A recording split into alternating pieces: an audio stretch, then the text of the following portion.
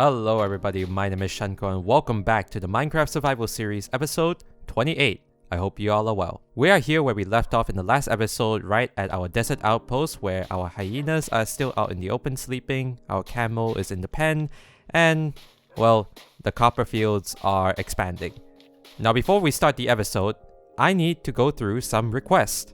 Because in the last episode, I asked you all what should I name these 3 hyenas right here and the camel at the back. And I got some really good names and I have the name tags ready. For the 3 amigos, 6-star Andy, a good friend of mine, asked if I could name the dogs Shenzi, Banzai, and Ed from The Lion King. The 1994 classic from Walt Disney, ooh, that was a classic. That was a really good classic. And I liked it. So the one with the armor, you are going to be named Shenzi, you are going to be named Ed, and you are going to be Banzai. Now I know in The Lion King that these hyenas are not the most sane sorts of characters, but hey, they're pretty tame here. Especially you. Your name, Shenzi. Heh, heh, Shen. Now I did have another request to name the camel that lives in my pen at the back of the outpost, and I managed to select a name. Hungry Rat 6395 asked if I could name the camel Camelot, and while it is an interesting name for a camel, I'd say it works. So here we go, we have the name tag and you are now Camelot. Aw, look at you. Your little ears wiggle. Look at your ears wiggling. Aw, look at you. You want a cactus? Here, I'll get you a cactus. Here, you want some cactus? I'll get you some cactus. There you go, you're now well fed. Well, now all the renaming has been done, what are we gonna get onto this episode? Well, I'm glad you asked, because I owe you all an explanation. So in between episodes, I went down into the caves to mine, to grab some resources and grab some ores, redstone, lapis, diamonds, the lot. And I stumbled across a trial chamber right underneath my base. And so I went through it as usual, you already seen how I tackle trial chambers. And it was pretty fun. I really enjoyed it. And so after that, at some point, I went to another village to get another trial chamber map, and it led me to a certain trial chamber where one of the ominous vaults, to my surprise, had another heavy core. That is special. We got another one. Yes! So this is the trial chamber right underneath our base, and if I let you into one of the shulker boxes, as you can see, we have the final music disc that you can get, Lena, Raine's creator, and an extra heavy core. Now this trial chamber underneath our Desert Outpost gives us an opportunity to come through and possibly redesign this entire trial chamber. I have some ideas, but I'm not going to do that just yet. Instead, what I've been doing is that if we come down here, this vault looking door has been turned into another portal. And if we go in here, so in between episodes, I've been creating a nether tunnel that connects our Desert Outpost to our East Asian mega base village. And I've taken some inspiration from the trial chambers to utilize some of the blocks, the copper and the tuff, in order to create a trial chamber looking tunnel to show that right there leads to a trial chamber. Now while I was building this tunnel, something actually surprised me, because this tunnel went straight through a nether fortress. And so, you can hear the blazes behind the walls here, which I was able to cover up. But in this intersection, right over here, which I have covered up, lies a blaze spawner. So as you can hear now, I'm hearing a whole ton of blazes. Now, if you excuse me, let me take out a potion box. I have a fire resistant potion. I would also like my sword with looting. Now usually, this process is not so bad because I'm able to just go around and just kill all these blazes within the confined area. So to start out this episode, I am going to build a blaze farm. I've never built a blaze farm before, so I think it will be pretty fun. Uh-oh, hello. You're not welcome here. I need your rods, please. Thank you. So you know what? We are going to do just that. we need to head on back to the storage room and grab ourselves some supplies while also dropping off a few other more supplies. We're just going to need some supplies in order to build this blaze farm. Alright, I am back with some supplies right here. And I haven't actually looked at any tutorials, but I think I have a good idea on what I want to do. Now, before anything starts, I think there is a way to disable the blaze spawners. Now, do I have any... I wouldn't want to risk any blocks. I'll just use some ochre frog lights. Alright, so I think the way you're supposed to do this is you light up the spawner like this. Okay, there we go. Now blazes shouldn't be spawning while we are making the farm. Now from up there, I wonder how many blocks do we actually need to go. Alright, let's expand. Can you move back a little bit? Thank you. Right, so I dug up a 10 by 10 area because I think this would work. Now, this could be very dangerous, so we're gonna need to run. Huh. Huh.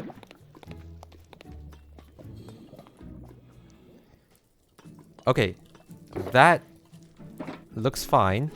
If we put another one there... Okay, so that is good. That is very good. You know what? That is very good. Very good. Alright, that is very good, which means it will funnel into this 2x2 area.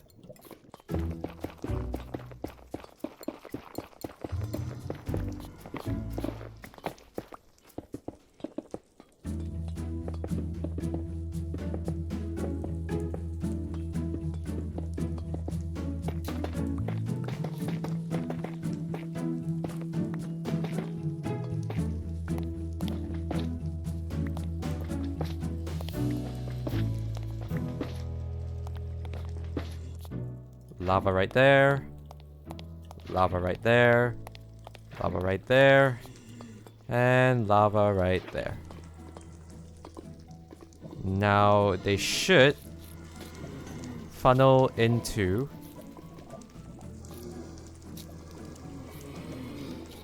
Okay, it's working. I think it's working. And it is pretty bright down here. Now, if I just stand here... Okay, I think it might be working. And if we look in the chest... Ayo presto, we got 18 blaze rods here, we got 5 blaze rods right here. Alright, amazing. So right here, the blaze farm is working. And I didn't need a tutorial. I managed to find this out mostly myself, which is pretty impressive. Look, I understand that they are much more efficient blaze farms like the one made by Mumbo Jumbo, but for a single player world like this, you know, this will be fine. This should be fine. And for that purpose, it is working really well. They seem to be spawning at a pretty reasonable rate, and they seem to be dropping blaze rods frequently. Right there, look, we got a stack, we got 15, well 17, and we're close to a stack right there with a blaze head. Very nice. Hey folks, welcome back to the Desert Outpost, and right now we are collecting up all the oxidized copper that has been left in the desert fields to oxidize. Now some of them haven't oxidized yet, like that block over there, but most of them have turned into oxidized copper. And I managed to bring back 2 stacks of blaze rods from the blaze farm that we built just now. So we'll be able to create a whole bunch of copper bulbs with all this copper. And it got me thinking, we are going to be using a whole bunch of copper to build up the buildings around the desert. Because I enjoy that sort of teal and orange color of copper against the sandstone and sand. And because of how much copper we have been generating here, I am going to create a copper Tinkerman's workshop, especially now that we have access to a whole bunch of copper bulbs. First things first, I'll need a whole bunch of sandstone because that's what we're going to be building out of. And so we're going to make our way over here to a large area that I've been clearing out over time, gathering a bunch of sand and sandstone, and Oh, there's the wandering trader over there. Anyways, I am thinking this large area could be some form of town because the outpost is right there close to the coastline where there will be ships going out into the sea and coming back in. So that is one of the houses for the outpost, and this could be a town of some sort. So I think the Tinkerman's workshop could start around here. Now I need to decide how big I want this building to be.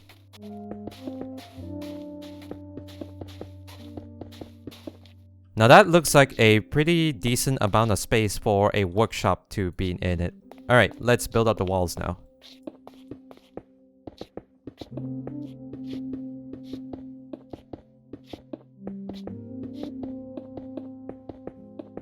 Okay, so that looks fine thus far for at least the size.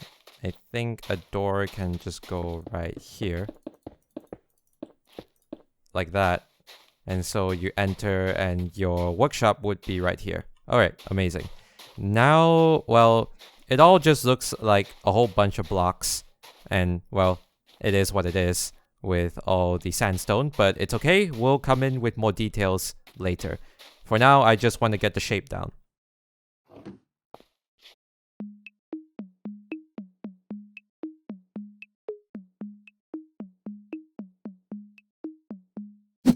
Well, not to touch on to anything controversial per se, but there's been a lot of controversy. Well, okay, not necessarily controversy, but there's been a little bit of backlash between certain people about the way some tools are being used, like Matica, and sometimes having a creative world to plan out all your builds. Now, personally, I feel like it's good to have a creative world where you can at the very least see or visualize what you want to build. For me, I have a creative world, but most of my experimentations with the builds happen in survival. I can understand why some actually do need to utilize the tools like Matica, especially larger, more established creators. Usually they plan all their builds beforehand before they go into survival and build it up willy-nilly very easily with Matica. And honestly, that's not a bad thing. It saves a lot of time and it saves a lot of your brain power just by doing all of your planning in creative mode, so you don't have to fumble like me in survival. But honestly, I enjoy building in survival. I enjoy actually being on the ground and actually visualizing what you're actually building. And do keep in mind, I'm not saying that you shouldn't use Matica. You can. This is how I like to play the game. It's Minecraft. Play however the hell you want. I couldn't really give a damn of how you play it as long as you're having fun. Right now, I'm having fun here, just fumbling about with the build, seeing what works and seeing what doesn't work. Some people do not want to have their time wasted, which is totally fine. Just, you know, find out how you enjoy the game, and others enjoy the game differently. And that's why this community is great, because we all have a whole bunch of different ways that we play and enjoy the game. So in short, play how you want. Don't be in people's faces for not playing how you want to, because everyone enjoys Minecraft differently.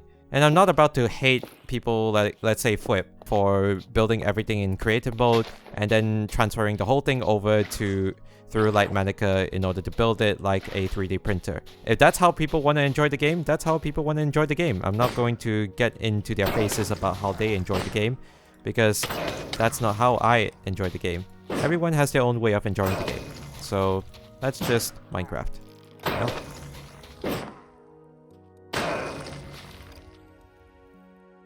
Hey folks, welcome back, and as you can see, I've made some significant progress to the workshop building over here. We now have beautiful mosaics on the pillars itself, as well as some nice waterfalls coming down as they are now more detailed. I've added a few more stripped logs, such as stripped oak and stripped birch, to give a little bit of variance in the texture or the painting of the building. I still need to do it to the second floor, but I'll get to that eventually. But right now, the colors all make sense. The teal of the oxidized copper and the shiny orange of the regular copper, which all makes sense in the mosaic being teal and orange. Now I'm at a bit of a dilemma here, because in deciding and planning out the interior for the workshop build, I am not so convinced about a normal wooden door being here. See, when it comes to building up the desert area here in my survival world, I think we need to do a little bit better.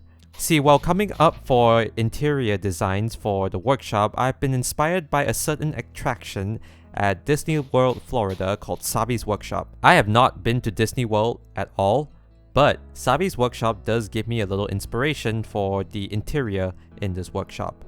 And how I think this workshop can blend it all together is that if this door right here would be a mechanical door, we're gonna build a piston door right here, which means getting rid of the wood, and the door is gonna go right here. So let me just bring up my redstone box. Oh yeah, Shenko Plus has now been updated to 1.21, so now you can see my icons on the Shenko boxes themselves. I first need to clear out a whole bunch of space. So when the door is open, it will look like this, but when it's closed, there'll be a 3x3 door. Now, I do have a whole bunch of sticky pistons, which we might be able to use here.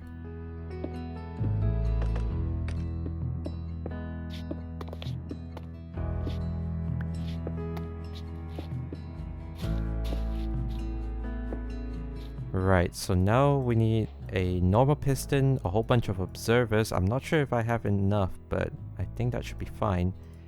I need a few droppers. Put a dropper up here. That's what's gonna activate it. And then put an observer like so. Down like that. Facing the dropper. Then another observer right here. And then another observer facing... Nope. Facing like... Oh, this is so tedious. Facing like that. There we go. And then we add repeaters to this. Like that. Now we get an observer to focus in here. Now the top part isn't so bad. I'd say the bottom part is much more tedious. Alright, from there, then I think an observer goes down like that. And then you have a regular piston come down like, nope, like so. Put the redstone dust down here like so. Put an observer like that. And then you put a dropper here. Put another observer here. Observer goes down like that. That goes into some redstone, which I think gets picked up by... No, that's not supposed to work like that. So I think the dropper is supposed to go here. Then wart plank goes here. And then right here, I think there's supposed to be another observer. I'm not too sure where this observer is supposed to go. I think it might be going up. I think. Unless it's not supposed to. Okay, that clearly doesn't work. Ow. But that's okay. We're here to learn. It's supposed to face up like that. Yes. Then this space into here. This spaces... No, not there. This spaces into that. And then I think a dropper is supposed to be here. Almost there. Oh. Oh, I see what the problem is. That is supposed to go up. Oh, was it supposed to go down? No, it was supposed to go up. There we go. Now if I flick this lever, I think we have a functional 3x3 piston door. Brilliant. Absolutely brilliant. Alright, step 1, we managed to build a piston door, and it works flawlessly. Very nice. Now step 2 is a little bit harder because we need to design a mechanism that keeps the door open or closed with a button press instead of a lever. The only problem is that if we substitute the lever with a button, the door wouldn't stay closed. So you have to use a lever, but then again, if I put a lever out here, it just looks kind of ugly, doesn't it? You might think this is impossible, but we have a block that might be able to solve the issue. And that is the newest block, the copper bulbs. Now what makes a copper bulb different from the redstone bulb? Well, first of all, if we turn these two on, they both light up. But the redstone lamp requires a constant redstone input in order for it to stay alight, whereas the redstone bulb can stay alight forever. This means it is somewhat of a toggle switch. When you press a button, it turns off. When you press a button, it turns on. Whereas the redstone lamp, you have to keep it on or else it'll turn off. So because of this, if we grab a comparator and a piston to test it out, if this is possible, a redstone bulb can now function as a toggle switch. Because as you can see, the bulb remains alight, which gives off a redstone input from the comparator into this piston. And that's why the piston is extended and not retracted. If I press it again, then it retracts. Press it again, it goes up. Press it again, it goes down.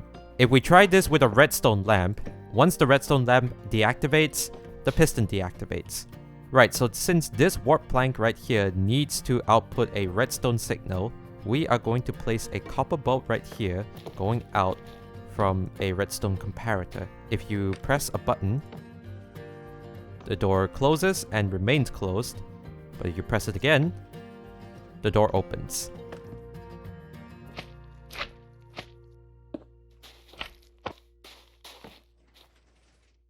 Hey presto!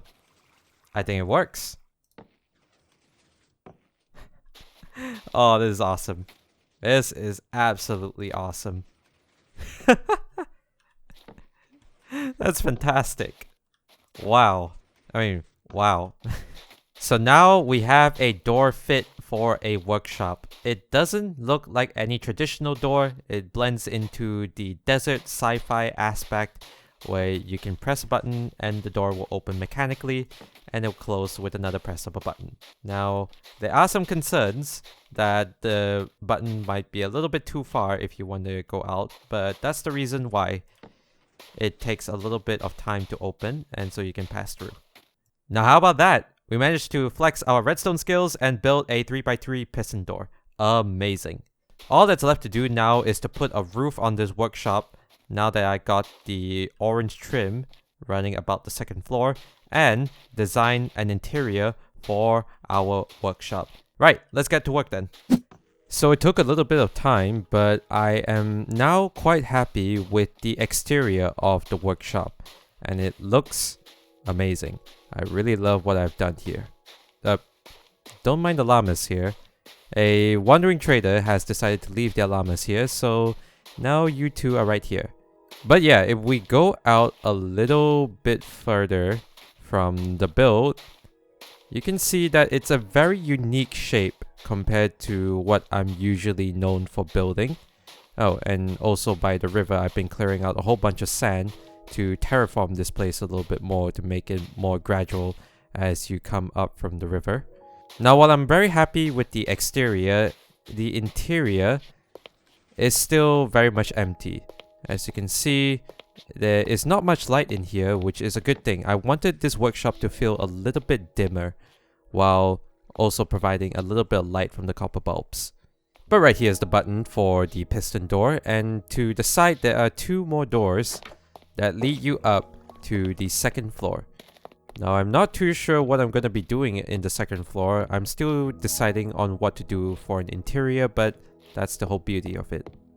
Now, the third floor, up on the roof, is a very nice viewing platform for the area that we are going to be building in. You can have a nice view of the river, and you can have a nice view of the outpost way over there. Now, don't get me wrong, the workshop is amazing on its own. But how am I going to make this place link up to over there, to that outpost? Well, here's what I'm thinking. Right down here is the river, and oh my goodness, it is a... Ooh, it's a lightning storm. Hang on. This gives us a chance. That's right. Where's the creeper? There. Where's my shield? Oh no, I don't have my shield. The one time I strike a creeper and I don't have my shield.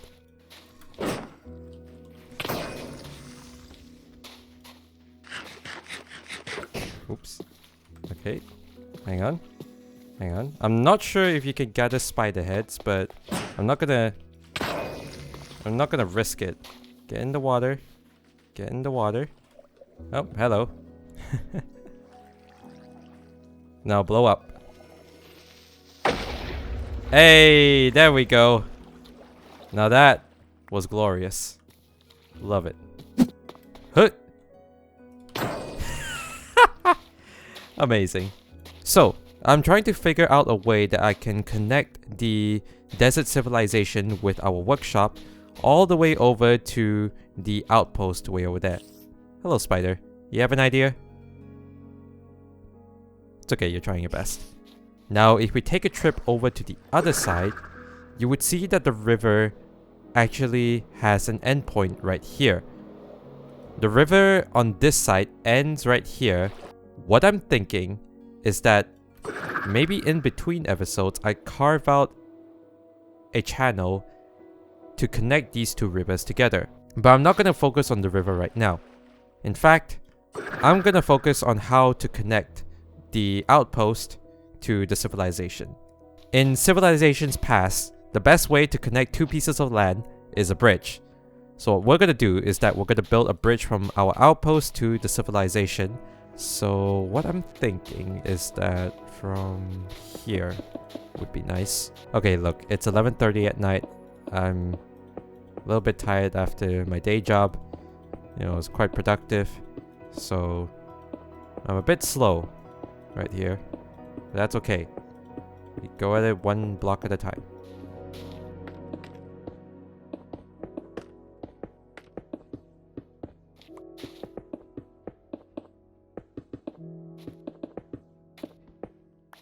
Okay, so now all the supports are in.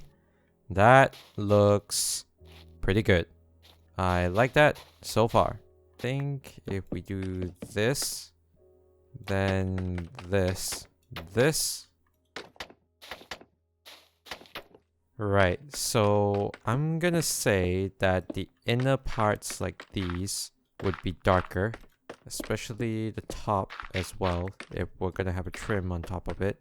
Then we can have dripstone block beside it like so. Then we have the granite to show a little bit of wear. Maybe a little bit of the packed mud as well as an in-betweener. That doesn't look all that bad. It is a little bit rough, but I feel like if we worked with it a little bit more, we are dealing with a much smaller scale. So I think I'm gonna have to tone down the different blocks here and there. But we do have an idea, and that's what counts. We do have an idea.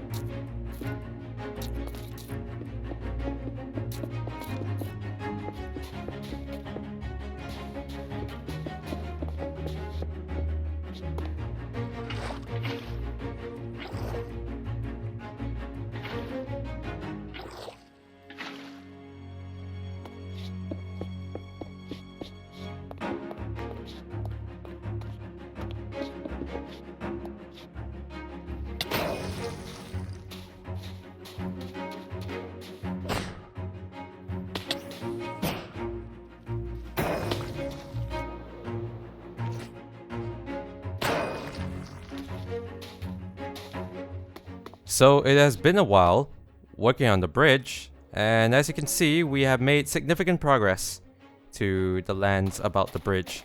First of all, the texturing isn't really in place at the moment. It is a good concept, but I feel like that will be expanded further on once I get the shape done. Secondly, I've done a lot more terraforming to the land. There used to be a really large landmass right about here where there was a large pile of sand, and since then I've cleared that out. Isn't that right, buddy? Yep, I've since cleared that out, and I'm going to be replacing all of this with grass and slowly building up the sand layers back up to the top where the workshop is.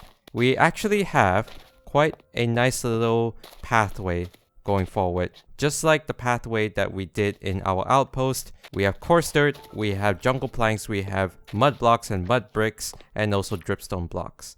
And it gives a very nice brown natural color of the path of the bridge coming into the city. Now, the only problem I've been having so far are these little extrusion pieces right here. I've been having a little bit of trouble with them because they look a little bit small. Not gonna lie, they look a bit small and they don't pop out as much, so I wanna experiment a little bit here and there. Now I do have a bit of brown terracotta to contrast from all the warmer colors, the reds and whites. Maybe this would prove a nice little contrast to it.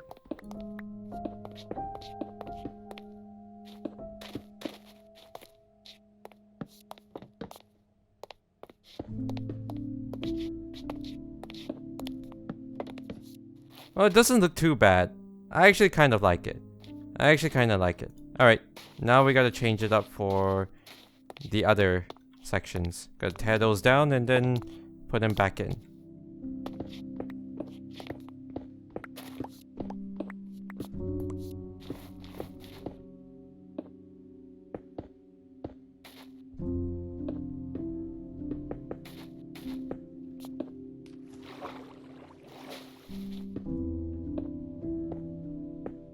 Right, that is definitely starting to look a little bit better. Of course, without the other texturing, but we'll do that later down the line. I just want to get the shape down. But there is one more thing that I want to try. I saw this recently by Fwhip. Right, so you hang it up like this. Now, blue goes on top, like so. Then the white comes in like so, with the smooth redstone slabs. We do that, we do that, and we do that. Place your anvils like so, and then you add in your spruce trapdoors. Now that actually looks pretty good. The white spaces are a little bit of an issue, but I think that can be remedied by the glazed terracotta. Now if you know what banner this is inspired by, more power to you. So what I gotta do now is to add the banners to this place and this place over there in between, and also fill in all the other types of blocks in order to get the right amount of shading on the bridge itself. It's gonna take a lot of work, but I feel like we can get this done before the end of the episode.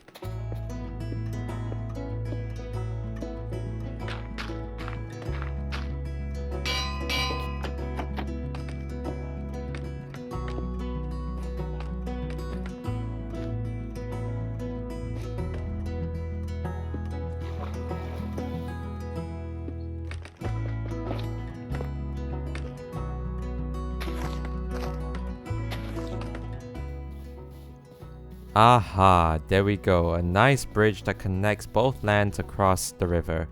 Absolutely wonderful. Hey there, little guy. Do you love the bridge that we built? He loves it. So upon closer inspection, the bridge does look a little bit messy with how we designed it, given how many blocks we have, like the brick, the compact dirt, the dripstone block, as well as the mud bricks and mud blocks. Well, compacted mud blocks and mud bricks. But it does give the bridge a very old feeling, like it's been here for quite some time. And on top of that, I also added some glow lichen to the sides to show some signs of wear about there. But right on the sides of the riverbanks, I've started adding a lot more compact dirt and also some moss and some grass, just to give it a little bit more variance compared to the sand dunes right here. For example, underneath the bridge right here, you can see it's a little bit more dirt packed. And I've also added some of these mud brick slabs to act as dirt slabs. Now it's not fully compacted dirt. You can see there are a few sections that are a bit of sand, just to show that, well, the sand's up there, some of them fell down here, some of them are still up there. Furthermore, I've added these smooth sandstone slabs to act as a sort of transition to make the slopes a lot more gentle, and plus you can walk up these sand slopes up onto the main area. Now on the bridge itself, I'm experimenting a little bit here with these hanging signs to act as some sort of barrier. I'm not sure if I'm gonna keep this, but it looks alright so far. Maybe I'll end up using gates because currently it doesn't connect to these mud brick walls right here. But the bridge does serve a very good purpose in connecting the two lands over the river, and it does so very nicely. Eventually, I'm gonna need to connect the path by our outpost over to the bridge and over to the main civilization that's gonna be happening on that side of the land. Alright, Shenzi, Ed, Banzai, let's take a walk. And so the bridge will probably have an outpost all the way at the end so that any imports or exports can get checked, because this is a relatively wide bridge that will probably house and cross over some wagons going past these two lands. Now in between episodes, what I'm gonna do is that I'm gonna start digging out the ditch to connect the river from the Badlands all the way over to here, so we can have one large river going through the sand dunes all the way to the bridge, and it will connect itself all the way out there, and maybe at some point dig out one of these little ditches over there to connect the river over to the ocean on the other side, to the coral reefs. So this place is turning into quite a nice civilization, but the problem is that I don't have a name for this place. If you have any name suggestions for our desert civilization, leave them in the comments, and I'll pass that name over to these three right here for them to review, and we'll get back to you whether your name has been selected. I really love what we're trying to do here, trying out a new build style with a new palette, and also trying out new blocks in order to expand our building repertoire and expand our world into different regions, so that we may have an entire world connected of different civilizations and different build styles. Furthermore, I'll have to work on the interior of the workshop. I still love the door. Now the roof does give you a nice perspective on the entire area. As you can see right there, I'm currently expanding to hopefully expand the area and fill a few more buildings in here. But I also have plans. That large hilly mountain hill, whatever it's called, that large hill over there does give me some inspiration to hopefully change out some of the blocks and make some sort of a desert hill or mountain that can tower in the background of our civilization. Over there you can see the Badlands just beyond the fog, and there that river is going to come through and connect itself underneath the bridge to this part of the river, so that it will be one continuous stream where we can hopefully sail some boats underneath, which would be really cool. Oops, that's my phone. Well, so you heard the plans, but unfortunately, we are out of time. That is going to be it for episode 28 of the Minecraft Survival series. I really hope you enjoyed this video. If you did, leave a like and subscribe to follow along the journey with me. As always, my name is Shenko. Thank you so much for watching this video. Take care of yourselves, be nice to one another, and I will see you in the next video. Until we meet again. Later.